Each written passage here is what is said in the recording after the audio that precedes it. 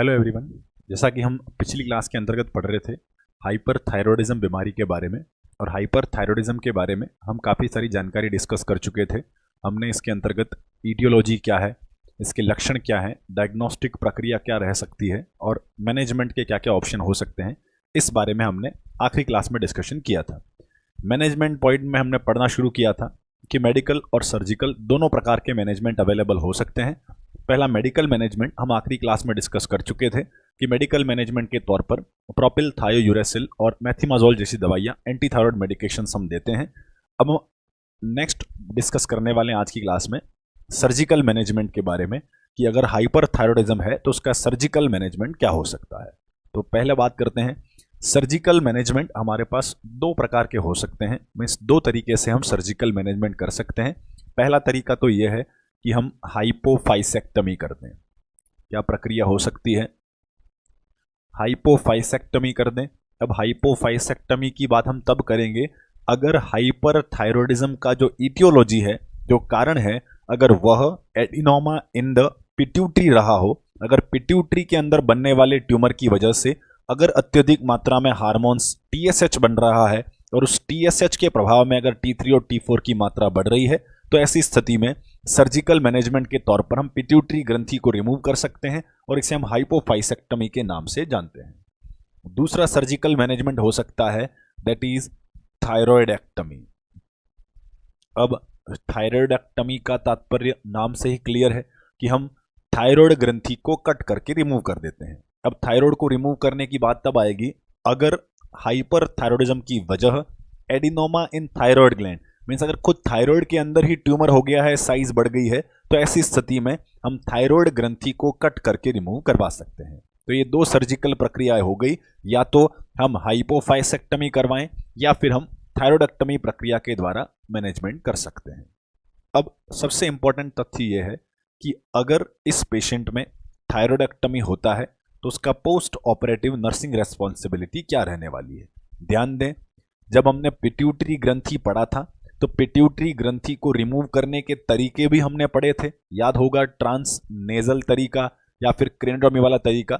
और उसके बाद नर्सिंग रेस्पॉन्सिबिलिटीज क्या है वो भी हम पहले पिट्यूटरी के साथ में डिस्कस कर चुके हैं, तो वहां पर वो हमने पढ़ा था, वो याद रखना ही है। यहां पर हम डिटेल में डिस्कस करेंगे कि अगर थायरॉयड ग्रंथि को रिमूव किया गया है तब हमारी नर्सिंग रेस्पॉन्सिबिलिटीज क्या बनती हैं। तो आगे सर्जिकल मैनेजमेंट के बाद में अब हम पोस्ट ऑपरेटिव नर्सिंग मैनेजमेंट का जिक्र करने वाले हैं। बहुत ही इंपॉर्टेंट तथ्य है, थायरॉयड ग्रंथि के संदर्भ में जितने भी अब तक सवाल आए हैं उनमें पोस्ट ऑपरेटिव नर्सिंग रेस्पॉन्सिबिलिटीज के बारे में कई सारे सवाल आ चुके हैं।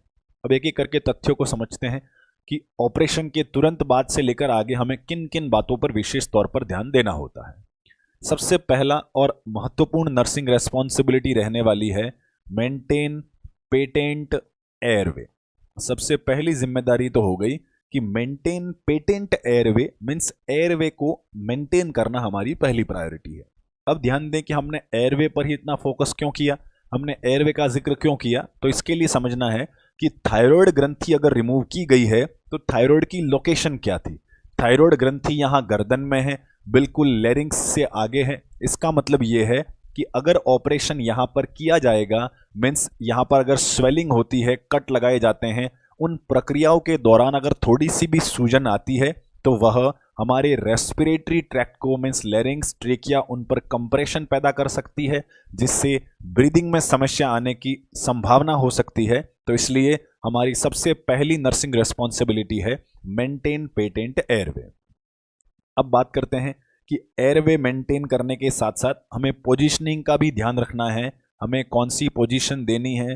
तो यहाँ पर हमें थायरॉयड के ऑपरेशन के बाद में सेमी फाउलर पोजीशन देना होगा। सेमी फाउलर का मतलब तो सभी जानते ही होंगे। यहाँ पर हम सेमी फाउलर पोजीशन इसलिए दे रहे हैं ताकि उसमें ब्रीदिंग में भी थोड़ी हेल्प मिले, ब्रीदिंग में भी उसे कंफर्टेबल महसूस हो, और हम एयरवे मेंटेन भी रखना चाहते हैं तो उसकी संभावनाओं को बढ़ाने के लिए कि मेंटेन रहे, उसमें ऑब्स्ट्रक्शन ना हो, इसलिए हमने सेमी फाउलर पोजीशन को उचित माना है। तो ये भी एक इंपॉर्टेंट सवाल बन सकता है कि एक पेशेंट के अंदर थायरॉयड ग्रंथि का ऑपरेशन हुआ है, ऑपरेशन के तुरंत बाद आप उसे कौन सी पोजीशन देने वाले हैं। तो जवाब होगा कि उसे हम सेमी फाउलर पोजीशन देने वाले हैं। आगे बढ़ते हैं। पोजीशनिंग के बाद में अब अगली रेस्पॉन्सिबिलिटी की बात करें तो अगली महत्वपूर्ण रेस्पॉन्सिबिलिटी ये है कि ऐसे मरीज के बेड साइड हमेशा ट्रेकियोस्टोमी सेट अवेलेबल रहना चाहिए। अब पहले तो बात करते हैं ट्रेकियोस्टोमी सेट के बारे में। ट्रेकियोस्टोमी सेट का तात्पर्य है कि ट्रेकियोस्टोमी यहाँ ट्रेकिया में ओपनिंग बनाकर एयरवे मेंटेन करने के लिए जो इंस्ट्रूमेंट्स काम में आते हैं, जो ट्रेकियोस्टोमी ट्यूब काम में आती है, उन सभी को एक व्यवस्थित तरीके से ट्रे में तैयार करना, उसे हम ट्रेकियोस्टोमी सेट बोलते हैं। अब आती है बात कि इस मरीज के नजदीक रखना क्यों जरूरी है। तो जैसा कि हमने अभी पहले ही कहा था कि ऑपरेशन थायराइड का कहाँ किया गया है, गर्दन में किया गया है। यहां अगर ऑपरेशन के बाद थोड़ी बहुत अगर सूजन आती है तो यह सूजन रेस्पिरेटरी ट्रैक्ट पर दबाव डाल सकती है, जिससे एयरवे ब्लॉक हो सकते हैं। अब अगर यहां सूजन आने से अगर हमारा लैरिंक्स थोड़ा दब जाता है, ध्यान दें, अगर लैरिंक्स थोड़ा दब जाता है तो ऐसी स्थिति में हमें यहां पर एंडोट्रेकियल ट्यूब इंट्यूबेशन के लिए रखनी चाहिए या ट्रेकियोस्टोमी सेट रखना चाहिए। तो थोड़ा सा कॉमन सेंस लगाएं कि अगर यहां पर ऑपरेशन हुआ है, सूजन आने की वजह से थोड़ा कंप्रेशन हुआ होगा, अगर यहां दब गया है तो क्या एंडोट्रेकियल ट्यूब ट्रेकिया में जा पाएगी या नहीं जा पाएगी। तो जवाब होना चाहिए कि ट्यूब जाएगी नहीं, क्योंकि सूजन की वजह से ट्रेकिया दब गई है। ट्रेकिया अगर दब गई है तो ऐसी स्थिति में ट्यूब अंदर नहीं जा पाएगी, मीन्स एंडोट्रेकियल ट्यूब रखना बिल्कुल गलत निर्णय होगा। तो फिर क्या किया जाए, एयरवे तो मेंटेन करना बहुत जरूरी है, तो ऐसी स्थिति में हमें ट्रेकियोस्टोमी सेट रखना है। मीन्स करना यह है कि अगर ऑपरेशन के बाद में सूजन आने की वजह से अगर एयरवे ब्लॉक होता है तो हमें ट्यूब यहां से डालने की कोशिश न करते हुए सीधा यहां ट्रेकिया में छेद करके यहां से ट्यूब डालकर एयरवे को मेंटेन करना होगा। तो इसलिए यह भी बहुत ही इंपॉर्टेंट तथ्य है कि ट्रेकियोस्टोमी सेट हमेशा बेड साइड होना चाहिए। सवाल कैसे आया है वो भी सुन लें। एग्जाम में सवाल आ चुका है कि एक थायराइड का ऑपरेशन के बाद में, मीन्स थायराइडोटमी के बाद में पोस्ट ऑपरेटिवली पेशेंट आपके पास एडमिट है, आपकी एज ए नर्स क्या रेस्पॉन्सिबिलिटी है कि निम्न में से कौन सी वस्तु उसके बेड साइड हमेशा अवेलेबल होनी चाहिए। तो कई सारे तथ्य हो सकते हैं कि भाई सीजर होना चाहिए या कोई भी अलग अलग ऑप्शंस हो सकते हैं। तो वहां सही आंसर होगा कि उसके बेड साइड हमेशा ट्रेकियोस्टोमी सेट होना चाहिए। और क्यों होता है तो उसका रीजन पूरा भली भांति याद रखें कि इसमें एयरवे ब्लॉक होने के चांसेस हैं सूजन की वजह से, और हम एयरवे मेंटेन जल्द से जल्द कर पाएं इसके लिए हमें ट्रेकियोस्टोमी सेट हमेशा बेड साइड रखना होगा। अब बात करते हैं अगले तथ्य के बारे में। जैसा कि हमने शुरू में कहा था कि थायराइड ग्रंथि जो होती है थोड़ी हमें ब्राउनिश रेड कलर की दिखती है। ऐसा इसलिए क्योंकि यह हाईली वेस्कुलर ग्लैंड है। हाईली वेस्कुलर मतलब इसे भरपूर मात्रा में ब्लड सप्लाई प्राप्त होती है, काफी भरपूर मात्रा में इसमें माइनर ब्लड वेसल कैपिलरीज भी होती हैं और पर्याप्त ब्लड सप्लाई प्राप्त होती है। अब अगर थायराइड को जब कट करते हैं, ऑपरेशन करते हैं, तो इसके बाद में पोस्ट ऑपरेटिव पीरियड में उस सर्जिकल साइट से ब्लीडिंग के बहुत चांसेस होते हैं। तो इसलिए हमारी अगली रेस्पॉन्सिबिलिटी है मॉनिटर फॉर ब्लीडिंग। किसके लिए मॉनिटर करना है? ब्लीडिंग के लिए मॉनिटर करना है, क्योंकि थायराइड बहुत ही हाईली वेस्कुलर थी, उसमें अगर कट लगाकर उसे निकालने की प्रक्रिया करेंगे तो वहां से ब्लीडिंग के चांसेस बहुत ज्यादा रहेंगे। तो इसलिए एयरवे को मेंटेन करने के बाद में दूसरी प्रायोरिटी की तरफ अगर बढ़े तो हमें ब्लीडिंग के लिए मॉनिटर करना जरूरी है। लेकिन सवाल थोड़ा घुमा फिरा कर भी पूछा जा चुका है। सीधा ऑप्शंस में मॉनिटर फॉर ब्लीडिंग न लिखकर हमें चेक क्या करना है और कैसे करना है इस बारे में भी सवाल आ सकता है। तो सोचने वाली बात है कि अगर यहां थायराइड में ऑपरेशन हुआ है तो हमें ब्लड कहां दिखाई देगा, कहां ब्लड इकट्ठा हो जाएगा, हमें कैसे असेस करना है कि ब्लीडिंग हुई है कि नहीं हुई है पता लग पाए। तो इसके लिए ये ध्यान दें, सिंपल वे में समझें। थायराइड का ऑपरेशन हुआ है, ऑपरेशन के बाद जब मरीज आपने लिटा रखा है वो कौन सी पोजीशन में लिटाया है। तो फिर आपका जवाब होगा कि सर हमने उस पेशेंट को सेमी फाउलर पोजीशन देने के बारे में जिक्र किया था। अब सेमी फाउलर का मतलब है कि उसका हेड एंड जो है वो थोड़ा ऐसे एलिवेटेड है और उसका बॉडी वाला पार्ट जो है वो थोड़ा सीधा है। ठीक है, अब अगर इस पोजीशन में मरीज को लिटाया जाए और अगर ये हेड वाला पार्ट है और आगे नेक वाला पार्ट है तो उसके गर्दन में अगर ब्लीडिंग होगी, अगर यहां गर्दन वाले पार्ट में अगर ब्लीडिंग होती है तो वो ब्लड कहां जाएगा? वो ब्लड आगे ऐसे फव्वारों की तरह उछलने लगेगा या फिर वह ब्लड यहाँ सामने ब्लीडिंग होने से रिसाव होकर यहाँ नीचे की तरफ आने लगेगा। तो यहाँ सिंपली आपको ये लॉजिक पता होगा कि अगर पेशेंट का हेड एंड एलिवेट है और यहाँ गर्दन वाले हिस्से में अगर ब्लीडिंग होगी तो वह आगे फव्वारों की तरह आगे की तरफ नहीं गिरने वाली है, वह ब्लड यहाँ से धीरे धीरे रिसाव होकर पीछे की तरफ गिरने वाला है। हेड एंड एलिवेटेड है, यहाँ ब्लीडिंग होगी तो वह पीछे की तरफ गिरने वाली है। तो जब भी आप थायरॉइडेक्टमी के बाद पेशेंट को असेस कर रहे हैं और आपको अगर ब्लीडिंग के लिए देखना है तो कहाँ देखना चाहिए? हमें सामने की तरफ असेस करके ही निश्चिंत नहीं हो जाना है, हमें उस पेशेंट के यहाँ गर्दन के ऐसे दोनों तरफ पीछे हाथ डालकर यहाँ चेक करना है कि यहाँ पीछे कहीं कोई ब्लड इकट्ठा तो नहीं हो रहा है। जैसे कि यहाँ रिसाव होगा तो वह गिर गिर के पीछे की तरफ जाएगा, तो हमें गर्दन के पीछे की तरफ चेक करना है कि कहीं ब्लीडिंग तो नहीं है। तो इंपॉर्टेंट पॉइंट ये है कि जब भी आप मॉनिटर फॉर ब्लीडिंग करते हैं तो आपको असेस कहां पर करना है? Assess in the back of the neck. Clear? हमें गर्दन के बैक साइड में असेस करना है। और बैक साइड में असेस करने का लॉजिक आप समझ गए होंगे कि बैक साइड में असेस इसलिए करना है क्योंकि ब्लड जब भी निकलेगा तो वह आगे फव्वारों की तरह नहीं गिरेगा, वह गुरुत्वाकर्षण बल के प्रभाव में वह धीरे धीरे नीचे की तरफ रिसाव होने लगेगा। इसलिए यहां पर होने वाली ब्लीडिंग यहां साइडों से होते हुए नीचे जाएगी और यहां पीछे की तरफ इकट्ठा होने वाली है। क्लियर? वहीं अगर ये पेशेंट स्टैंडिंग पोजीशन में होता तो कहां जाता? पोजीशन तो हम सेम फॉलोअर देते हैं, लेकिन बैक में ही असेस क्यों किया वो भी समझ लें। मैं कहूं कि मेरे गर्दन में यहां थायराइड का ऑपरेशन हुआ है और मैं स्टैंडिंग पोजीशन में हूं, मेरे में अगर ब्लीडिंग होगी तो ब्लड कहां जाएगा? तो तब आपको पता होना चाहिए कि अगर मैं स्टैंडिंग पोजीशन में होता तो यहां ब्लीडिंग होती तो वो रिसाव होकर यहां चेस्ट की तरफ आने वाली थी, यहां पर ब्लड गिरने वाला था। लेकिन वहीं अगर मैं लेटा हुआ हूं तो वो ब्लड जो है वो पीछे की तरफ जाएगा, वह नेक से बैक साइड में जाएगा। इसलिए हमें बैक ऑफ द नेक में असेस करना है और हमारा मरीज ऐसी सेमी फाउलर पोजीशन में लेटा रहेगा। क्लियर? तो दूसरा इंपॉर्टेंट असेसमेंट हो गया। पहले 3 तथ्य तो हमने एयरवे के संदर्भ में लिखे हैं कि एयरवे मेंटेन करना है, सेमी फाउलर पोजीशन देनी है और एयरवे मेंटेन करने के लिए ट्रेकियोस्टोमी सेट हमेशा बेड साइड अवेलेबल रखना है। फिर हमने बात कही monitor for the chances of bleeding. अब अगला असेसमेंट यह होगा कि उस पोस्ट ऑपरेटिव पीरियड में उस पेशेंट में हमें वॉइस प्रोडक्शन एबिलिटी के लिए असेस करना है। किसके लिए असेस करना होगा?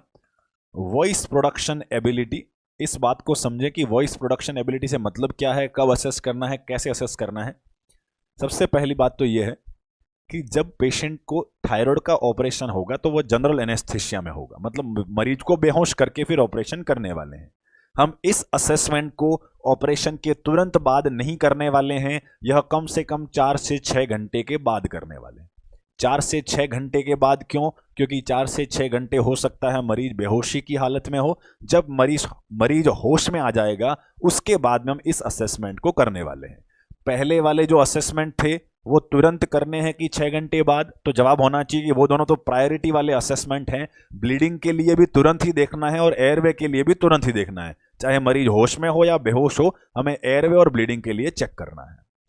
अगला पॉइंट हमने लिखा है कि वॉइस प्रोडक्शन एबिलिटी के लिए देखना है। मींस जब ऑपरेशन हो जाए 4 से 6 घंटे बाद मरीज जब होश में आ जाए तब हमें यह चेक करना है कि मरीज में वॉइस प्रोडक्शन एबिलिटी है या नहीं है। वॉइस प्रोडक्शन एबिलिटी से तात्पर्य है कि व्यक्ति में बोल पाने की क्षमता है या नहीं है, व्यक्ति बोल पा रहा है कि नहीं बोल पा रहा है। अब बात करते हैं कि यहां अगर ऑपरेशन किया है तो होश में आते ही बोल पाने की क्षमता को क्यों चेक करना है कि मरीज बात कर पा रहा है कि नहीं कर पा रहा? ऐसा इसलिए क्योंकि हमारे लैरिंग्स के जो थायराइड ग्रंथि के जस्ट पास में एक नर्व पाई जाती है जिसे हम बोलते हैं रिकरंट लैरिंजियल नर्व। कौन सी नर्व होने वाली है? Recurrent laryngeal nerve. ये हमारी थायराइड ग्रंथि के नजदीक से गुजरती है। ध्यान दें, हमने थायराइड ग्रंथि की संरचना का जिक्र किया था कि यह बटरफ्लाई शेप्ड की मीन्स तितली के आकार की इस प्रकार की ग्रंथि होती है। बीच वाले कनेक्टिंग बैंड को हम इस्थमस बोलते हैं और दोनों साइडों को हम लोब्स के नाम से जानते हैं। अब यहां पर जो गर्दन में थायराइड ग्रंथि है उसके बिल्कुल नजदीक से यहां रिकरंट लैरिंजियल नर्व गुजरती है। कौन सी नर्व है? यह रिकरंट लैरिंजियल नर्व बिल्कुल नजदीक से गुजरती है और यहां से गुजर के वह पीछे हमारे लैरिंग्स को सप्लाई देने के लिए जाती है। ध्यान दें, नर्व का नाम क्या है? Recurrent laryngeal nerve. कहां है? थायराइड के बिल्कुल नजदीक है। जा कहां पे रही है? तो यह लैरिंग्स को नर्व सप्लाई देने के लिए जा रही है। और लैरिंग्स के अंदर क्या है? लैरिंग्स के अंदर वॉइस बॉक्स है, मतलब हमारा वोकल कॉर्ड प्रेजेंट है। Means voice box means vocal cord को नर्व सप्लाई देना, लैरिंग्स को नर्व सप्लाई देना, यह हमारी रिकरंट लैरिंजियल नर्व का काम था। क्लियर? अब हम बात को समझते हैं कि वॉइस प्रोडक्शन एबिलिटी को क्यों चेक करवाया। ऐसा इसलिए क्योंकि बिल्कुल नजदीक में ये नर्व है। जब वो सर्जन जब ये थायराइड का ऑपरेशन कर रहे होंगे, तब अगर मान लिया जाए कि उस सर्जन से कोई मिस्टेक हो जाती है, कोई गलती हो जाती है और थायराइड पर कट लगाने के दौरान जब थायराइड पर इंसिजन लगाया गया, उस दौरान अगर वह इंसिजन थोड़ा रिकरंट लैरिंजियल नर्व पर भी लग गया तो क्या वो नर्व कट सकती है? तो बिल्कुल संभावना है कि जब ऑपरेशन के दौरान वह कट मार रहे थे, वह थायराइड के नजदीक होने वाली नर्व भी अगर साथ में कट जाती है तो ऐसी स्थिति में क्या होगा? तो ऐसी स्थिति में यह होगा कि अगर रिकरंट लैरिंजियल नर्व ऑपरेशन के दौरान अगर एक्सीडेंटली डैमेज हो गई है, मींस एक्सीडेंटली अगर ये नर्व कट हो गई है, तो कहां की नर्व सप्लाई बाधित हो जाएगी? तो जवाब होगा कि ये नर्व लैरिंग्स की तरफ जा रही थी, तो अगर ये नर्व गलती से अगर कट जाती है, एक्सीडेंटली कट जाती है, तो लैरिंग्स की सप्लाई जो है वह बाधित हो जाएगी। अब लैरिंग्स की सप्लाई बाधित हो जाए, लैरिंग्स को नर्व सप्लाई ही ना मिले, तो क्या वोकल कॉर्ड वॉइस प्रोडक्शन का काम कर पाएगा कि नहीं कर पाएगा? तो नहीं कर पाएगा। तो इसका मतलब हमने वॉइस प्रोडक्शन एबिलिटी से क्या पता किया? जब मरीज होश में था, हमने उससे उसका नाम पूछा। अगर उस मरीज ने अपना नाम प्रोनाउंसिएशन कर लिया, अपना नाम बोल के बता दिया, इसका मतलब क्या है? इसका मतलब यह है कि ऑपरेशन के दौरान कोई विशेष गलती नहीं हुई है, केवल ग्रंथि को ही रिमूव किया गया है और इसकी रिकरंट लैरिंजियल नर्व अभी सुरक्षित है। सुरक्षित है कैसे पता चला? क्योंकि ये सुरक्षित है तभी लैरिंग्स को नर्व सप्लाई मिल रही है, और लैरिंग्स को नर्व सप्लाई मिल पा रही है, इसीलिए व्यक्ति बोल पा रहा है। क्लियर? और अगर हम कहें कि हमने ऑपरेशन के 6, 8, 10 घंटे बाद मरीज से बात करना चाहा, लेकिन मरीज बात ही नहीं कर पा रहा है, वह बोल ही नहीं पा रहा है, होश में जरूर है, आंखें खोल रहा है, हिल डुल भी रहा है, लेकिन बात नहीं कर पा रहा है, तो हमें क्या संभावना पता लगेगी? हमें यह संभावना लग सकती है कि इस ऑपरेशन के दौरान एक्सीडेंटली रिकरंट लैरिंजियल नर्व भी पास में थी, वो कट चुकी है, जिससे लैरिंग्स की सप्लाई डिस्टर्ब हो गई है और ऐसी स्थिति में व्यक्ति में वॉइस प्रोडक्शन नहीं हो पा रहा है। तो इसलिए हमें ब्लीडिंग के बाद में अगले असेसमेंट के तौर पर चेक करना है कि व्यक्ति में वॉइस प्रोडक्शन एबिलिटी है या नहीं है। तो सीधा तथ्य यह है कि अगर 6 घंटे बाद, 8 घंटे बाद जब मरीज होश में है, तब बातचीत कर लेता है तो ऑपरेशन सही से हुआ है, और अगर बातचीत नहीं कर पाता है तो नर्व कट चुकी है। क्लियर? अब बात करते हैं अगले नर्सिंग रेस्पॉन्सिबिलिटी के बारे में। इन 5 तथ्यों के अलावा हमें यह चेक करना है कि थायराइड के ऑपरेशन के दौरान कहीं एक्सीडेंटल तौर पर पैराथायराइड का रिमूवल तो नहीं हो गया है। और पहले इस बात को समझें, एक्सीडेंटल पैराथायराइड रिमूवल के लिए असेस करना है। अब पहले तो पैराथायराइड का मतलब समझें। पैराथायराइड एक प्रकार की एंडोक्राइन ग्रंथियां हैं और यह थायराइड ग्रंथि की पोस्टीरियर सरफेस पर चिपकी हुई रहती है। कैसे? वो ध्यान दें। अगर मान लेते हैं कि ये हमारी थायराइड ग्रंथि की संरचना है, ये बीच में इस्थमस वाला हिस्सा है, ये लोब्स हैं, तो थायराइड ग्रंथि के एंटीरियर साइड में ना, मीन सामने की तरफ ना होकर जो पीछे की साइड रहेगी, वहां उसके पीछे की साइड में यहां ऐसी 4 चिपकी हुई ग्रंथियां होती हैं। इन 4 चिपकी हुई ग्रंथियों को हम पैराथायराइड ग्रंथियों के नाम से जानते हैं। कहां है? एंटीरियर साइड में या पोस्टीरियर साइड में? तो पोस्टीरियर साइड में है। और इन थायराइड से चिपकी हुई, नजदीक में चिपकी रहने वाली ग्रंथियों का नाम क्या रखा है हमने? इन्हें हम पैराथायराइड ग्रंथियों के नाम से जानते हैं।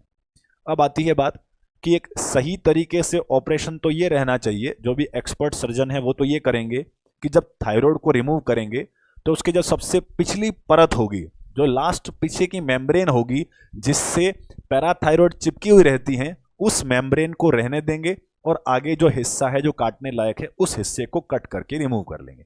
ये तो एक्सपर्ट सर्जन का काम है कि वो इस तरह से ऑपरेशन करेगा कि वो आखिरी जो पीछे की सरफेस है उसको तो सुरक्षित रहने दे और आगे से थायराइड को कट करके रिमूव कर दे अगर ऑपरेशन कर रहे हैं तो।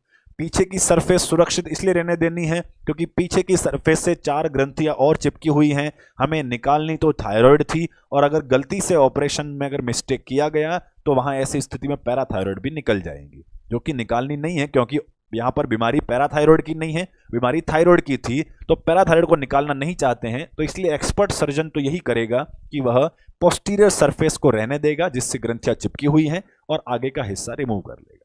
लेकिन इसमें भी गलती हो सकती है, कई बार कुछ सर्जन से अगर मिस्टेक हो जाए और वह पोस्टीरियर सरफेस को छोड़ना भूल जाए और थायराइड ग्रंथि के रिमूवल के दौरान पूरी थायराइड की संरचना को बाहर अगर खींच लेते हैं, बाहर निकाल देते हैं कट करके, तो क्या उसके साथ में चिपकी हुई 4 पैराथायराइड ग्रंथियां भी गलती से निकल जाएंगी? तो बिल्कुल निकल जाएंगी। हम जानबूझकर पैराथायराइड का ऑपरेशन करने नहीं गए थे, हम ऑपरेशन तो थायराइड का कर रहे थे, लेकिन एक्सीडेंटली ये हुआ कि गलती से ये हो गया कि वहां पैराथायराइड ग्रंथियां भी रिमूव हो गई। तो हमें इस बात के लिए ऑपरेशन के बाद में जांचना बहुत जरूरी है कि कहीं थायराइड ही रिमूव की है या गलती से पैराथायराइड भी रिमूव तो नहीं करती। तो इसके लिए हमें ध्यान देना जरूरी है। तो अब आती है बात कि हमें कैसे पता लगेगा कि भाई थायराइड ही रिमूव की है या पैराथायराइड भी निकल गई है। तो इसके लिए हमें एक तथ्य को समझना होगा कि अगर इस पेशेंट में पैराथायराइड ग्रंथि सुरक्षित रही है, मीन्स ऑपरेशन के बाद भी उसके शरीर में पैराथायराइड सुरक्षित रखी गई है, तो क्या इसकी ग्रंथि पीटीएच हार्मोन का निर्माण करेगी? बिल्कुल करने वाली। अगर ग्रंथियां शरीर में सुरक्षित हैं तो वह पीटीएच हार्मोन का निर्माण करेंगी और पीटीएच का मतलब होता है पैराथायराइड हार्मोन। यह पैराथायराइड हार्मोन जो होता है इसका शरीर में एक महत्वपूर्ण काम होता है कि यह ब्लड के अंदर सीरम कैल्शियम लेवल को बढ़वाता है। ध्यान दें, उसका महत्वपूर्ण फंक्शन समझें।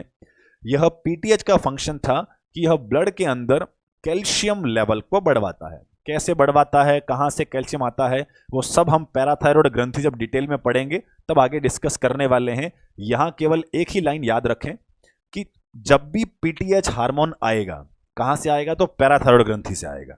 जब भी पैराथायराइड ग्रंथि से पीटीएच हार्मोन आएगा, यह खून के अंदर कैल्शियम की मात्रा को बढ़वाएगा।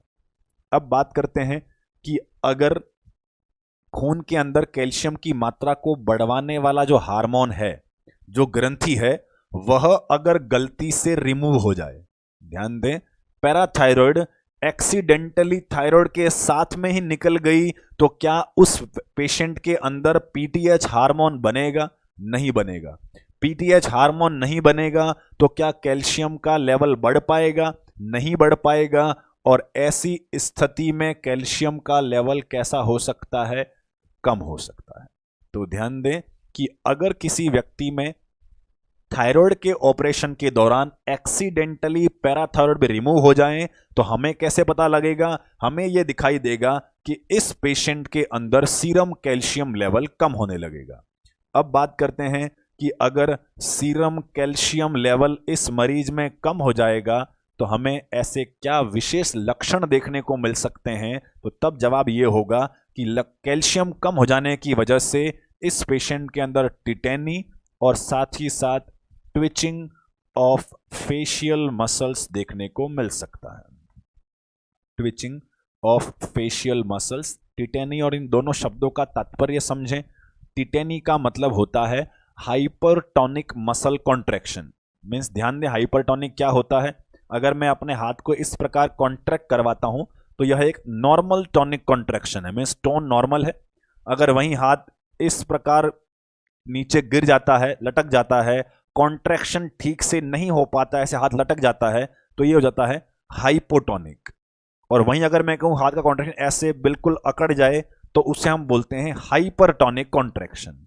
तो यहां टिटेनी शब्द का तात्पर्य भी यही होता है टिटेनी मतलब हाइपरटोनिक कॉन्ट्रैक्शन, जिसे आम भाषा में कहें तो आप उसे बायटे आना बोलते हैं, जिसमें हाथ ऐसे अकड़ जाता है, ऐसे पैर अकड़ जाता है, उसे हम बायटे आना जो हम बोलते हैं, उसे मेडिकल टर्मिनोलॉजी में हम टिटेनी के नाम से जानते हैं। और यह बायटे आना या टिटेनी जो है यह कैल्शियम के लेवल में कमी की वजह से हो सकता है। क्लियर। और साथ ही साथ दूसरा सिम्टम देखने को मिलेगा twitching of facial muscle, means जो फेस की मसल हैं उनके अंदर भी ऐसे हल्के हल्के कॉन्ट्रैक्शन होने लगेंगे। तो बिना वॉल्यूंटरी कॉन्ट्रैक्शन, मतलब मरीज जानबूझ के नहीं कर रहा है, लेकिन कैल्शियम की कमी की वजह से फेस की मसल में भी ऐसे कुछ हल्के कॉन्ट्रैक्शन दिखाई देने लग जाएं, उसे हम ट्विचिंग ऑफ फेशियल मसल्स बोलते हैं। यह दोनों लक्षण हमें दिखाई देते हैं कैल्शियम के लेवल में कमी हो जाने की वजह से। कैल्शियम लेवल कम क्यों हुआ? क्योंकि पीटीएच हार्मोन नहीं आया। पीटीएच हार्मोन क्यों नहीं आया? क्योंकि थायराइड के ऑपरेशन के दौरान गलती से पैराथायराइड ग्रंथि रिमूव हो गई थी। क्लियर। तो सवाल कैसे आएगा और क्या आ चुका है वो समझें।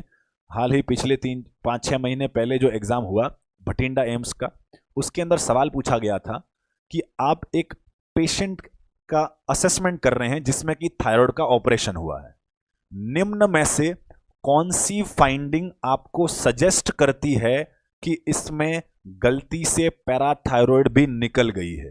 ध्यान दें, you are assessing a patient of thyroidectomy, which of the following finding suggest you that parathyroid gland is accidentally removed. तो पूरा क्वेश्चन का तात्पर्य यह था कि आप एक थायराइड वाले का असेसमेंट कर रहे हैं, निम्न में से कौन सा लक्षण आपको यह दर्शाता है कि गलती से पैराथायराइड ग्रंथि निकल गई है? तो ऑप्शन में वहां पर सही जवाब यह था कि twitching of facial muscle. Facial muscles में ट्विचिंग आना यह एक्सीडेंटल रिमूवल को इंडिकेट करता है। टिटेनी क्यों नहीं माना? क्योंकि टिटेनी ऑप्शन में ही नहीं था। तो ध्यान दें, जिसने प्रीवियस एग्जाम्स के पेपर पढ़े हों, भटिंडा एम्स का एग्जाम का पेपर जरूर देखें, उसमें टिटेनी ऑप्शन में नहीं था। टिटेनी होता तो सीधा हमारा बेटर आंसर टिटेनी होता। यहां पर टिटेनी का ऑप्शन में नहीं था और अन्य ऑप्शंस के साथ में एक ऑप्शन था ट्विचिंग ऑफ फेशियल मसल। तो हमारा सही जवाब यही है कि अगर फेशियल मसल में ट्विचिंग हो रही है तो हमें यह सजेशन मिलता है कि इसमें पैराथायराइड ग्लैंड गलती से निकल गई है। क्लियर। तो यह उम्मीद है ये सारा पैराथायराइड रिमूवल वाला पॉइंट सभी को समझ में आ गया होगा। क्लियर। गलती हो जाने की संभावना क्यों है? क्योंकि पैराथायराइड थायराइड से बिल्कुल चिपकी हुई है। तो हो सकता है थायराइड को खींच के निकाल रहे हो, उस टाइम पैराथायराइड भी निकल जाए। पैराथायराइड निकल जाएंगी तो क्या होगा? पीटीएच हार्मोन नहीं आएगा। पीटीएच हार्मोन आता तो क्या करता? कैल्शियम बढ़ाता। नहीं आएगा तो क्या होगा?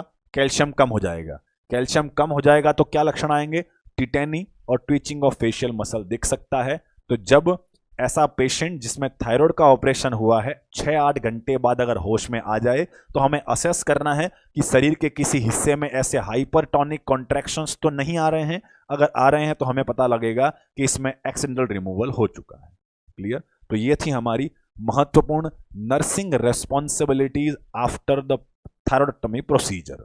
इन सभी तथ्यों में जो 6 पॉइंट हमने लिखे हैं, इन सभी 6 पॉइंट के क्वेश्चंस एग्जाम में आ चुके हैं। तो इसलिए मैंने शुरू में ही कहा है post operative nursing responsibility after thyroidectomy बहुत ही महत्वपूर्ण है। इसके सभी जो हमने 6 तथ्य लिखे वो सारे के सारे एग्जाम में आ चुके हैं। पहला था कि what is the first priority after thyroidectomy procedure? Answer होना चाहिए मेंटेन पेटेंट एयरवे। दूसरा सवाल, थायराइडेक्टमी ऑपरेशन के बाद कौन सी पोजीशन देनी है? आंसर होना चाहिए सेमी फाउलर पोजीशन। तीसरा, थायराइडेक्टमी ऑपरेशन के बाद में बेड साइड हमेशा क्या अवेलेबल होना चाहिए? तो ट्रेकियोस्टोमी सेट अवेलेबल होना चाहिए। पेशेंट को ऑपरेशन के बाद ब्लीडिंग के लिए मॉनिटर करना है तो एज ए नर्स आपको क्या करना होगा? तो जवाब होगा assess in the back side of the neck for the collection of the blood, कि ब्लड कहीं पीछे जाके इकट्ठा तो नहीं हुआ है, इसके लिए असेस करना है। 5वां क्वेश्चन आ चुका है कि हमें थायराइडेक्टमी ऑपरेशन के बाद में वॉइस प्रोडक्शन एबिलिटी को क्यों देखना है? तो आंसर होगा क्योंकि इस मरीज में रिकरेंट लेरिंजियल नर्व के डैमेज होने के चांसेस रहते हैं, इसलिए हमें प्रिकॉशन के तौर पर इसे असेस करना जरूरी होता है। क्लियर।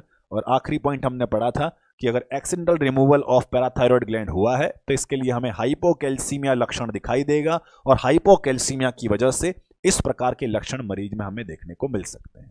क्लियर। तो ये हो गया पोस्ट ऑपरेटिव नर्सिंग मैनेजमेंट। इसके साथ ही हमारा हाइपरथायरॉयडिज्म डिजीज का मेडिकल, सर्जिकल और नर्सिंग मैनेजमेंट पूरा हो चुका है। तो हम 3 डिजीज शुरू में पढ़े थे कि थायराइड के संदर्भ में 3 बीमारियां होती हैं। पहला हाइपोथायरॉयडिज्म, दूसरा हाइपरथायरॉयडिज्म और तीसरा गोइटर।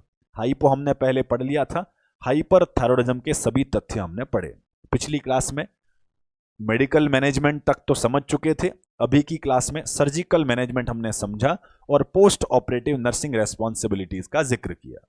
अब आगे बढ़ते हैं, हम एक अन्य कंडीशन का जिक्र करने वाले हैं जो कि हाइपरथायरॉयडिज्म से संबंधित है, दैट इज थायराइड स्टॉर्म।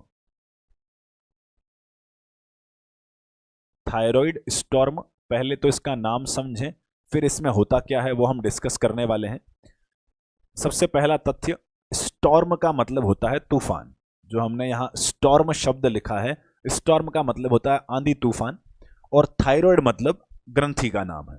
तो थायराइड स्टॉर्म से तात्पर्य है कि अगर अचानक से थायराइड के हार्मोन्स का तूफान आ जाए, तूफान मतलब ब्लड में अगर अचानक से T3 T4 की मात्रा एक्सेसिव हो जाए, अचानक से बहुत ज्यादा बढ़ जाए, तो इसे हम थायराइड स्टॉर्म के नाम से जानते हैं। तो इसे सिंपल डेफिनेशन में अगर हम लिखें तो हम ये बोल सकते हैं कि अगर सडन और severe increment in T3 and T4 level is called thyroid storm। खून के अंदर अचानक से T3 और T4 का तूफान आ जाना, अत्यधिक मात्रा में T3 T4 का लेवल बढ़ जाना, और लेवल कैसे बढ़ना, धीरे धीरे करके बढ़ना कि अचानक बढ़ना। तो अचानक से हार्मोन का लेवल बढ़ना, थोड़ा बहुत बढ़ना कि बहुत ज्यादा बढ़ना, तो बहुत सीवियर मात्रा में बढ़ जाना और अचानक से बढ़ जाना, इस घटना को हम थायराइड स्टॉर्म के नाम से जानते हैं। क्लियर है? अब हम बात करेंगे कि यह तूफान कैसे आ सकता है, क्यों आ सकता है, इसके रिस्क फैक्टर का हम जिक्र करेंगे कि कब संभावना होती है ऐसे थायराइड में तूफान आने की। तो जवाब यहां पर यह है, रिस्क फैक्टर हम जिक्र करें तो संभावना होती है during surgery of thyroid gland.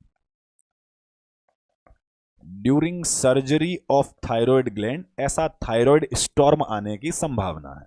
Clear? पहले इतना तो क्लियर कर लें, उम्मीद है पता चल ही गया होगा। थायराइड स्टॉर्म का मतलब, माना कि आपका पेशेंट हाइपर थायराइडिज्म का था, उसके खून में 25 की बजाय 40 mg मान लेते हैं एग्जाम्पल के तौर पर T3 T4 चल रहा था, 25 से 40 चल रहा है तो हमने हाइपर थायराइडिज्म मान लिया था।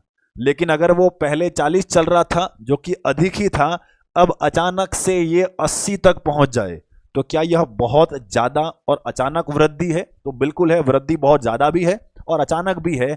ऐसी स्थिति में sudden and severe increment in the T3 and T4 level, it is called thyroid storm. Risk factor हमने लिखा है during surgery of the thyroid gland, means जब मरीज को ऑपरेशन थिएटर के अंदर ओटी टेबल के ऊपर लिटाया गया है, जब ऑपरेशन चालू किया गया है, तब अचानक से इस मरीज के खून में T3 और T4 का लेवल बहुत ज्यादा तेजी से बढ़ने की संभावना है। अब सोचने वाली बात है कि ऑपरेशन भी चालू कर दिया है, इस दौरान ऐसा क्या हो रहा है कि अचानक से सर्कुलेशन में T3 और T4 बढ़ रहे हैं? तो क्या रीजन है उसको समझें। इसके लिए आपको थायराइड की नॉर्मल एनाटॉमी याद होना जरूरी है। हमने थायराइड की नॉर्मल एनाटॉमी पढ़ा था कि जब भी थायराइड ग्रंथि को हम काट के देखते हैं तो हमें इसके अंदर बहुत सारे फॉलिकल्स देखने को मिलते हैं। याद करें, हमने फॉलिकल की संरचना पढ़ी थी, जिसके इंटरनल दीवार पर ऐसे बहुत सारी कोशिकाएं लगी होती हैं, जिन कोशिकाओं को हमने क्या नाम दिया था, इन्हें हम फॉलिकुलर सेल बोलते हैं। अंदर थायरोग्लोबुलिन नाम का लिक्विड भरा हुआ था और इस पूरी स्ट्रक्चर को हमने फॉलिकल का नाम दिया था। ऐसे मिलियंस ऑफ फॉलिकल आपके इस थायराइड ग्रंथि के अंदर पाए जाते हैं। हमने ये भी कहा था कि ये फॉलिकुलर सेल जो हैं, यह T3 T4 बना के यहां थायरोग्लोबुलिन के अंदर स्टोर रखती हैं। Clear? Up to 100 days supply, 100 दिन तक मरीज के काम आ जाए उतना हार्मोन बना के रखती हैं। अब हुआ ये कि हाइपरथायरॉयडिज्म का मरीज है, मतलब इनके पास हार्मोन बहुत ज्यादा मात्रा में भरा हुआ होगा। भरा हुआ कहां है? थायरोग्लोबुलिन में भी है, थोड़ा बहुत ब्लड में भी है। ऑपरेशन के दौरान जैसे ही हमें थायराइड ग्रंथि का ऑपरेशन करना है, मान लेते हैं कि ये हमारी थायराइड ग्रंथि है, इसे कट करके रिमूव करना है। मान लेते हैं हमने एक सीजर लिया, मतलब सीजर या फिर हमने एक सर्जिकल ब्लेड ली, और सर्जिकल ब्लेड लेकर यहां पर थायराइड को काटने के लिए हमने एक इंसिजन लगाया। अब आती है बात कि जैसे ही ऑपरेशन शुरू करने के लिए हमने इंसिजन लगाया, तो क्या यहां पर बीच में रास्ते में ऐसे हजारों की संख्या में ऐसे फॉलिकल होंगे या नहीं होंगे? बिल्कुल होने वाले हैं। पूरी थायराइड ग्रंथि ऐसे फॉलिकल से ही भरी हुई है। क्लियर? जब हमने सर्जिकल ब्लेड से ऐसा कट लगाया, तो क्या रास्ते में आने वाले फॉलिकल भी ऐसे कई सारे कटे होंगे कि नहीं कटे होंगे? तो जवाब होगा कि सर, अगर ब्लेड से इंसिजन लगाया गया है तो बीच में आने वाले फॉलिकल भी कुछ कट गए होंगे। अब आती है बात कि अगर फॉलिकल कट गए हैं तो क्या अंदर थायरोग्लोबुलिन में भरा हुआ T3 T4 भी रिलीज हो जाएगा? तो बिल्कुल रिलीज होने वाला है। तो जब हम सर्जिकल प्रक्रिया करते हैं, थायराइड में कट लगाते हैं, तो कई सारे फॉलिकल कट जाते हैं, और फॉलिकल के कट जाने से अंदर भरा हुआ T3 T4 जो होता है वह रिलीज हो जाता है। अब अंदर तो लगभग 100 दिन तक काम आए उतना T3 T4 सेव था।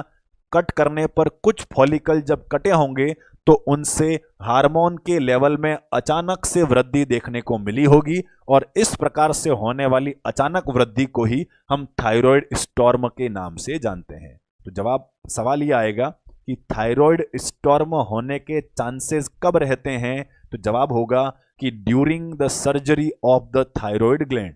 जब थायराइड में कट लगा रहे होते हैं उस समय पर थायराइड हार्मोन के लेवल के बढ़ जाने की संभावनाएं बहुत ज्यादा होती हैं। अब आगे बढ़ते हैं।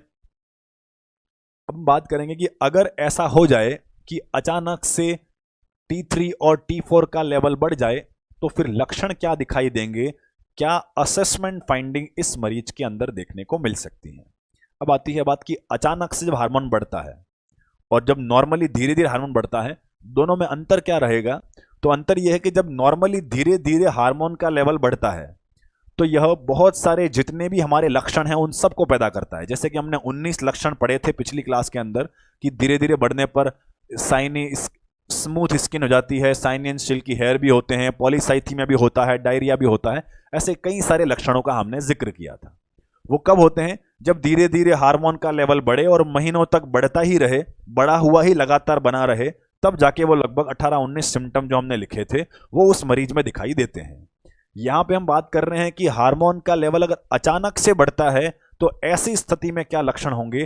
तो अचानक से हार्मोन के बढ़ने पर वाइटल ऑर्गन महत्वपूर्ण तौर पर प्रभावित होते हैं, और ऐसे ही कुछ जानलेवा सिम्टम उन वाइटल ऑर्गन के प्रभावित होने की वजह से दिखाई दे सकते हैं।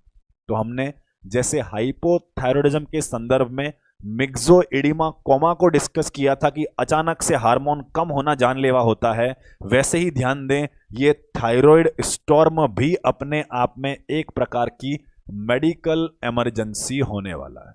क्लियर? मींस यह भी अचानक से हार्मोन का बढ़ना भी जानलेवा साबित हो सकता है। अब बात करते हैं कि वाइटल ऑर्गन प्रभावित होंगे तो सिम्टम क्या आएंगे? सिम्टम आने वाले हैं अचानक से हार्मोन बढ़ने पर रेट ऑफ कॉन्ट्रैक्शन बहुत ज्यादा बढ़ जाएगा जिससे टेकिकार्डिया होगा। इसके अलावा हाइपरटेंशन हो सकता है। टेकिकार्डिया बहुत ज्यादा होने पर पाल्पिटेशन महसूस हो सकता है। क्लियर? अचानक से हार्मोन बढ़ने से रेस्पिरेटरी ट्रैक्ट भी प्रभावित होगा जिससे इस पेशेंट के अंदर हमें टेकिपनिया भी देखने को मिल सकता है। इसके अलावा मसल कॉन्ट्रैक्शन भी हाइपरटोनिक हो सकते हैं जिससे अचानक से हार्मोन का लेवल बढ़ने पर उसके हाथ पैर में ऐसे ट्रेमर्स आ सकते हैं, और साथ ही साथ हाइपरथर्मिया भी हो सकता है।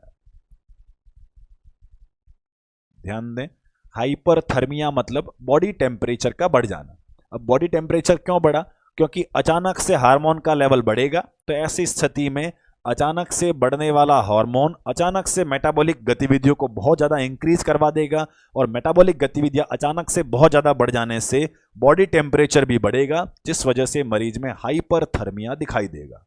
हाइपरथर्मिया के अलावा अचानक से हार्मोन का लेवल बढ़ना शुगर लेवल भी बढ़वा सकता है जिससे हाइपरग्लाइसीमिया दिखाई देगा।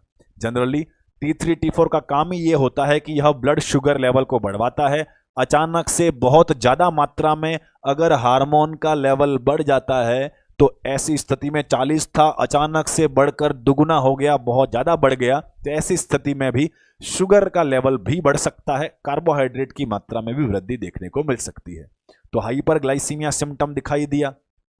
जैसा कि हमने कहा था कि ब्रेन के अंदर भी T3 T4 का प्रभाव होता है कि ब्रेन को अलर्ट, एक्टिव और कंसंट्रेटेड बनाए रखना, यह हमारे T3 और T4 का फंक्शन होता है।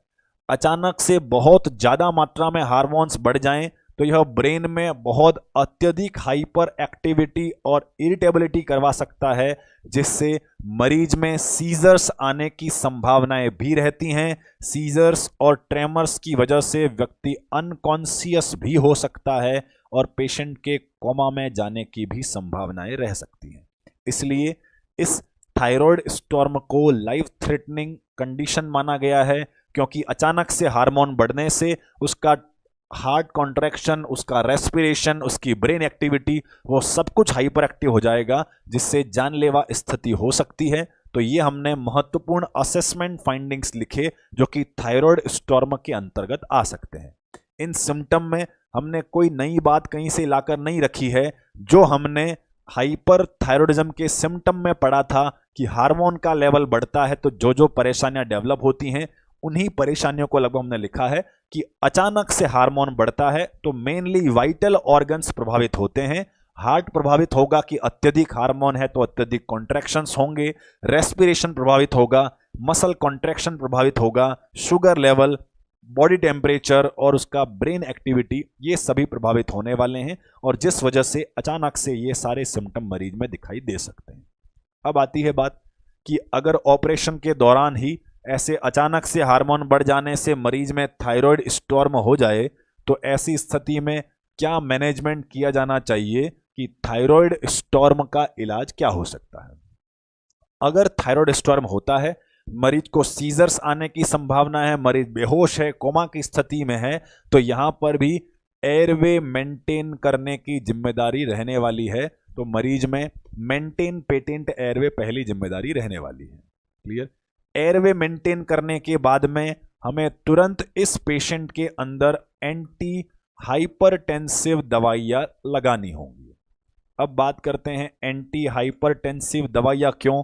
इसके लिए यहां तथ्य को समझें। हार्ट रेट बहुत ज्यादा हो चुकी है, हार्ट कॉन्ट्रैक्शन, बहुत पाल्पिटेशन की स्थिति में आ गए हैं, ब्लड प्रेशर बहुत ज्यादा है। बहुत ज्यादा से मतलब है अचानक से हार्मोन 40 था तो 80 हो जाए अगर, तो हाइपरटेंशन इतना सीवियर लेवल का होगा कि सिस्टोलिक ब्लड प्रेशर 200 से ऊपर भी पहुंच सकता है और डायस्टोलिक ब्लड प्रेशर 120 से ऊपर भी पहुंच सकता है।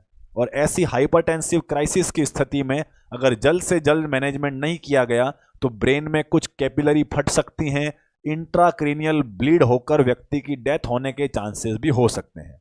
इसलिए हमें थायराइड स्टॉर्म के केस में एयरवे मेंटेन करने के बाद में जल्द से जल्द एंटी हाइपरटेंसिव दवाइयां देनी है, और एंटी हाइपरटेंसिव दवाइयों के तौर पर हम बीटा ब्लॉकर दवाइयां काम में ले सकते हैं। बीटा ब्लॉकर मतलब कौन सी दवाई है, तो यहां पर नाम है प्रोपेनोलॉल। कौन सी दवाई है? प्रोपेनोलॉल नाम की दवाई जो है वो हम एडमिनिस्टर कर सकते हैं हाइपरटेंशन को मैनेज करने के लिए। पहले एयरवे मैनेज किया, फिर हाइपरटेंशन को कंट्रोल किया, और फिर बाकी अन्य सिम्टम को मैनेज करने के लिए और उसमें थायराइड के हार्मोन लेवल को कम लाने के लिए हम जल्द से जल्द एंटी थायराइड मेडिकेशन एडमिनिस्टर करने वाले हैं। एंटी थायराइड मेडिकेशन हम इसलिए एडमिनिस्टर कर रहे हैं ताकि ये दवाइयां जाकर तुरंत जल्द से जल्द T3 और T4 के लेवल में वापस गिरावट लाएं, उसमें कमी लाएं। इसलिए हमने एंटी थायराइड दवाइयों को एडमिनिस्टर किया है। तो 3 महत्वपूर्ण तथ्य याद रखने हैं। थायराइड स्टॉर्म अगर हो जाए तो पहले एयरवे मेंटेन करना है, फिर हमें एंटी हाइपरटेंसिव दवाइयां देकर ब्लड प्रेशर को कंट्रोल करना है, और उसके बाद में हमें एंटी थायराइड मेडिकेशंस देनी है। और एंटी थायराइड मेडिकेशन हम T3 T4 के लेवल को कम करवाने के लिए देने वाले हैं। क्लियर।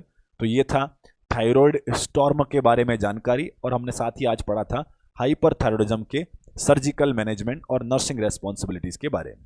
तो आज के लिए इतना ही। हम नेक्स्ट क्लास के अंदर थायराइड ग्रंथि से संबंधित रिमेनिंग जो बीमारी है जिसे हम गोइटर के नाम से जानते हैं, वो हम अगली क्लास में डिस्कस करने वाले हैं।